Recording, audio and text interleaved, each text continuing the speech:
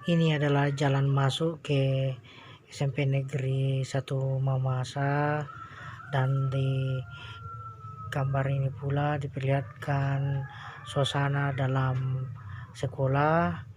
Dan seperti kita ketahui bersama bahwa proses protokol kesehatan tetap juga dilaksanakan di SMP Negeri 1 Mamasa.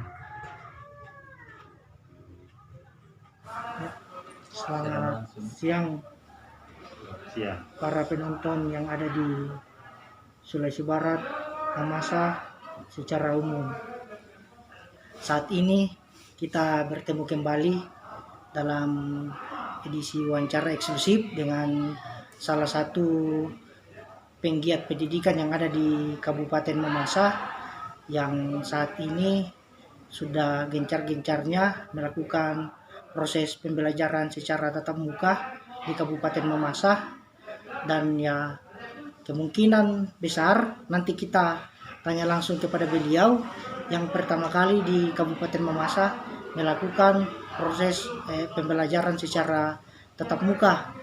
Beliau adalah sosok yang sederhana dan juga humanis, kepala sekolah negeri SMP Negeri 1 Mamasa, Bapak Yonas. Selamat siang, Pak. Selamat siang. Terima kasih, Pak, atas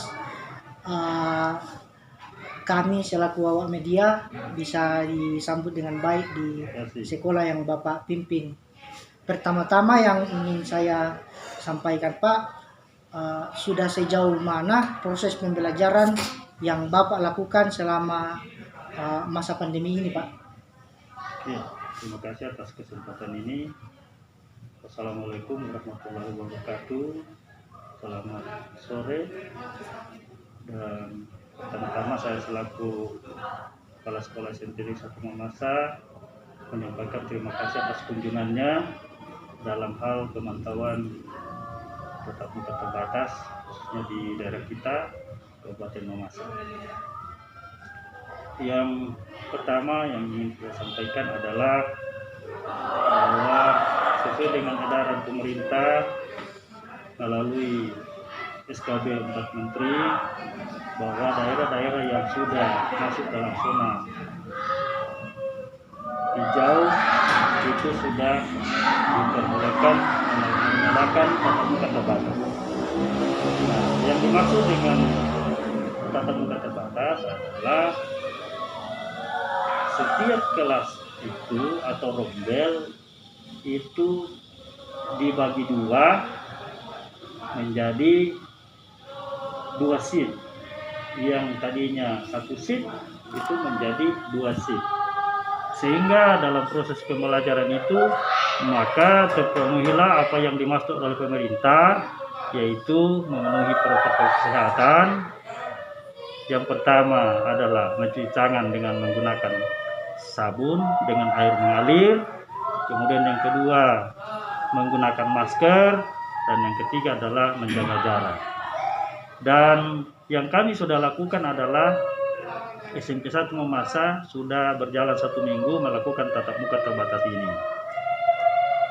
Syukur alhamdulillah bahwa selama 1 minggu ini proses tatap muka terbatas ini berjalan dengan lancar tanpa hambatan, dan kita SMP 1 Mamasa juga menjadi sasaran kunjungan pertama pemerintah daerah, yaitu Bapak Bupati Mamasa, untuk dijadikan sebagai sekolah pantauan pertama pada saat tatap muka. Sehingga dengan demikian maka kami SMP 1 Mamasa betul-betul siap dalam melaksanakan tatap muka terbatas ini dengan catatan bahwa protokol kesehatan ketat. Langkah-langkah protokol kesehatan yang Bapak sampaikan tepat itu yang sudah dilaksanakan oleh SMP Negeri 1 Mamasa itu seperti apa langkah-langkah tepatnya, Pak? Ya, terima kasih. Langkah-langkah yang kami lakukan pertama adalah selain menggunakan protokol kesehatan dengan 3M tadi, yaitu mencuci tangan dengan menggunakan sabun dengan air yang mengalir, kemudian menggunakan masker dan menjaga jarak, kita juga SMP Negeri 1 Mamasa itu memperlakukan aturan secara ketat, termasuk ketika masuk wilayah SMP Negeri 1 Mamasa wajib dan harus mengukur suhu badannya. Sehingga dengan demikian maka ketika kita temukan para peserta didik pada saat kita ukur suhu badannya dan melebihi dari kapasitas suhu badan yang normal, maka itu kita akan kembalikan ke rumah dengan catatan istilahnya isolasi mandiri. Setelah dipantau dan ternyata sehat, itu baru bisa masuk kembali. Apakah sejauh mana siswa-siswa, baik siswa perempuan maupun laki-laki, menyikapi tentang proses tatap muka saat ini?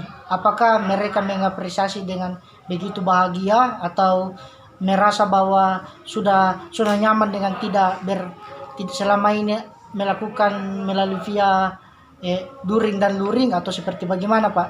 Ya, terima kasih. Sambutan dan apresiasi dari siswa itu sangat-sangat luar biasa, di mana mereka menyampaikan bahwa kami ini sudah kurang lebih 2 tahun tidak pernah mengadakan pembelajaran tatap muka. Banyak hal yang menjadi kekurangan di setiap pembelajaran daring selama ini, karena yang pertama, kami selaku siswa itu rata-rata tidak mengenal guru mata pelajaran. Yang kedua, justru banyak anak-anak yang tidak mengenal kepala sekolahnya, sehingga pada hari pertama masuk itu banyak hal-hal yang katakanlah mungkin dalam tanda kutip aneh, karena begitu dia masuk di lokasi sekolah, dia bertanya mau ketemu kepala sekolah, padahal saya ada di situ. Itu pertanda bahwa begitu disambutnya anak-anak dengan membukanya tatap muka terbatas ini, dan mereka bilang mudah-mudahan ini akan berlanjut terus sehingga kami bisa terpenuhi secara ilmu pengetahuan. Bisa dibayangkan kalau misalnya ini berlanjut terus tidak pernah tatap muka, maka ilmu pengetahuan kami akan sangat kurang. Demikian. Terus terkait mengenai hal itu, apa harapan-harapannya Bapak selaku kepala sekolah di tempat ini guna untuk menyikapi terkait mengenai persoalan-persoalan pandemi? Apakah harapan Bapak terkait mengenai peningkatan fasilitas ruang belajar, atau harapannya tentang mengenai peningkatan ruang alat-alat pendidikan, baik komputer, kursi, meja, atau seperti bagaimana harapan Bapak untuk memajukan sekolah di SMP Negeri 1 Mamasa ini, Pak? Ya, terima kasih. Di masa pandemi. Tentunya di masa pandemi ini harapan pertama kami adalah mari kita membangun kerjasama semua stakeholder, dari pihak sekolah, kemudian masyarakat sekitar, kemudian orang tua. Ini hal penting yang perlu kita capai sehingga apa yang dijadikan visi misi sekolah itu bisa tercapai. Sebab ketika 3 unsur ini tidak bekerja sama, maka otomatis mutu pendidikan kita ini tidak akan berjalan dan tidak akan kita capai secara maksimal. Oleh karena itu, harapan yang kedua adalah bahwa di setiap tingkatan sekolah itu 2 hal yang tidak bisa terpisahkan, yaitu antara sarana prasarana, kemudian mutu pendidikan. Nah, kalau kita berbicara tentang mutu pendidikan, ya tentunya tidak bisa kita lepas dari sarana prasarana, saling berkaitan satu dengan yang lain. Nah, ketika kita ingin mencapai visi misi dengan tujuan pendidikan yang dimaksud adalah, ya tentunya itu yang harus dimaksimalkan. Fasilitas di sekolah terutama di masa pandemi ini perlu memang bantuan dari pihak-pihak terkait sehingga kami di tingkat satuan sekolah itu maksimal melaksanakan tatap muka. Contoh misalnya kalau memang di sekolah ini masih membutuhkan ruangan-ruangan belajar yang harus ditambah, ya saya selaku kepala sekolah berkeyakinan bahwa kita akan berjalan secara maksimal ketika itu bisa terpenuhi. Dan saya berterima kasih kepada pemerintah daerah, khususnya sekolah saya, bahwa tahun ini saya mendapat tambahan ruangan belajar sebanyak 3 rombel. Nah, dengan demikian maka SMP 1 Mamasa ke depan, ketika tahun-tahun ke depannya lagi dapat bantuan, maka sekalipun pandemi ini sudah lewat, maka SMP 1 Mamasa tidak akan kembali seperti dulu lagi di shift terus walaupun tidak ada pandemi. Sehingga tercapailah apa yang dimaksud tadi, yaitu visi misi tingkat satuan pendidikan khususnya kami di SMP Negeri 1 Mamasa.